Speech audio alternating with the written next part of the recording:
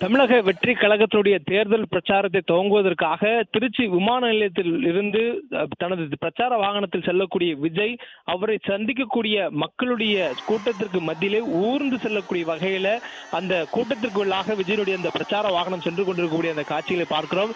விஜய் செல்லக்கூடிய அந்த வழிநெடுகிலும் காத்திருக்கக்கூடிய தாவேகா தொண்டர்கள் விஜய்க்கு தங்களுடைய உற்சாகத்தை வெளிப்படுத்தும் வகையில அவருடைய பேருந்தை சூழ்ந்து கொண்டிருக்கிறார்கள். அவர் செல்லக்கூடிய பகுதி முழுவதுமே விஜயனுடைய இந்த கூட்டம் இருப்பதை பார்க்க முடிகிறது.